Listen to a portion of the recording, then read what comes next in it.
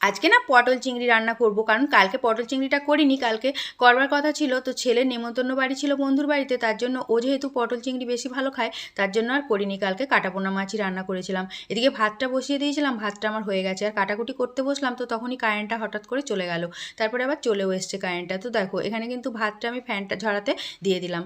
তারপরে এদিকে পটলটা ভাজতে দিয়ে আর একটু নুন চিনি লেবু দিয়ে শরবত করে নিয়ে খেতে বসে পড়েছি, কারণ গাটা না কেমন গুলোচ্ছিল জানো তো। তো শরীরটা খারাপ হলে এখন দেখার কেউই নেই, বাড়িতে নেই কেউ, বরমশাই গেছে কাজে আর ছেলে আছে স্কুলে। তো এখানে দেখো তারপরে কিন্তু পটলটা ভাজা হয়ে গেছে, খুব ভালো করেই তুলে নিয়ে আর ভালো করে গ্রেভিটা বানিয়ে নিলাম, মশলাটা আর কি কষে নিলাম। তারপরে এর মধ্যে ভাজা পটল আর আলুটা দিয়ে নেড়ে চেড়ে জল দিয়ে আর তারপরে চিংড়ি মাছটাও দিয়ে দিয়েছি এদিকে। আর নামানোর আগে একটু গরম মশলা গুঁড়ো দিলাম, হ্যাঁ, আর মিট মশলা আর টমেটো সসটা ব্যবহার করেছিলাম। এতে কিন্তু এই পটল চিংড়ির টেস্টটা দারুণ আসে জানো তো। আমার ছেলে এই পটল চিংড়ি হলে ডাল একদমই আর খায় না, এইটা দিয়েই ভাত খেয়ে নেবে। তো তারপরে জোর খিদে পেয়ে গেছিলো, ওদিকে টাইম কলে জলটাও আমার ভরা হয়ে গেছে। তো তারপরে তাড়াতাড়ি করে খেতে বসে পড়লাম।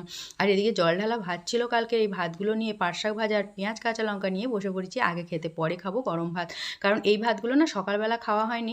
সকালবেলা একটু চাউমিন আর ডিম টোস্ট করা হয়েছিল, ডিম টোস্টটা বরমশাইকে দিয়েছিলাম কাজে, তো আমরাও খেয়েছিলাম একটু একটু। তো তারপরে